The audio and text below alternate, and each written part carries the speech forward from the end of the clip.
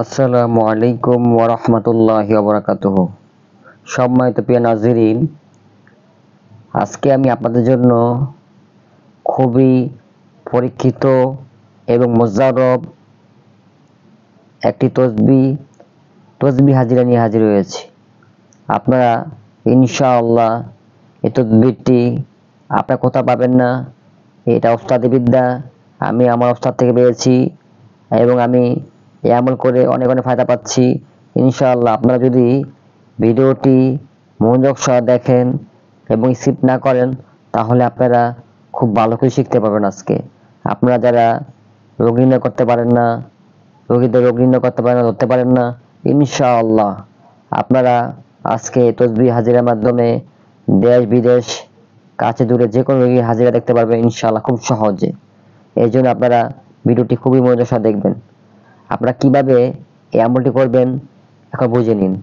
সর্বপ্রথম আপনারা এই আমলটি করার জন্য আপনাদের একটি কাচের ভারী মানের একটা 100 দানা তসবিহ লাগবে। 100 দানা যেন হয়, একটা যেন কম না হয় সেদিকে খেয়াল রাখবেন। এবং নির্দিষ্ট একটা তসবিহ কিনবেন, যেন ছিঁড়ে না যায়, ভালো কিনবেন, ভালো মানের একটা তসবিহ কিনবেন। কেনার পর আপনারা যে কোনো বৃহস্পতিবার এশা নামাজের পর পাক পবিত্র হয়ে আপনারা শরীরে আতর মাখবেন। একটা জায়গায় নিরিবিলি পরিবেশে বসবেন আপনি, যেন আপনাকে ডিস্টার্ব না করে। আপনারা নিয়মিত একই জায়গায় আমলটা করবেন এবং আপনারা নিরিবিলি পরিবেশে আমলটা করবেন। একই সময় একই জায়গায় আমলটি করতে হবে। তারপর আপনারা বৃহস্পতিবার এশা নামাজের পর পাক পবিত্র হয়ে সর্বপ্রথম আপনি আপনার শরীরে আতর মাখবেন। তারপর আপনি যে তসবিহটা নিয়েছেন সেই তসবিহতে কিছু আতর মাখবেন। আতর মাখার পর সর্বপ্রথম আপনি 11 বার দুরূদ ইব্রাহিম পড়বেন। 11 বার দুরূদ ইব্রাহিম পড়বেন। তারপর আপনি বিসমিল্লাহ সহ সূরাতুল আয়াতুল কুরসি আপনি 41 বার পড়বেন।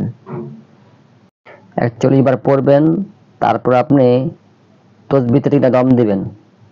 পড়ার শেষে 3টা দম দিবেন তসবিহতে। তারপর আপনি আবার শেষে 11 বার দুরূদ শরীফ পড়বেন। এইভাবেই আপনি 21 দিন আমলটা করবেন। এই নিয়মে সেম 21 দিন আমল করবেন। তারপর আপনি আমিন হয়ে যাবেন। আমল শেষে আপনি কিভাবে তসবিহ হাজিরা করবেন এখন বুঝে নিন। যখনই আপনি রোগী আসলে আপনি সর্বপ্রথম তসবিহ নেবেন। তসবিহ হাতে নেওয়ার পর তারপর আপনি সর্বপ্রথম একবার আয়াতুল কুরসি পড়বেন। একবার আয়াতুল কুরসি পড়া শেষে শরীরে দম করবেন, শরীরে মাসাজ করবেন।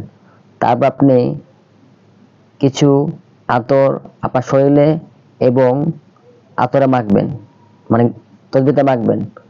মাখা শেষে আপনি তসবিহটা এইভাবে 2 হাত ধরে রাখবেন, 2 হাত করে এবার ধরবেন। ধরার পর আপনি আরেকবার আয়াতুল কুরসি পড়বেন।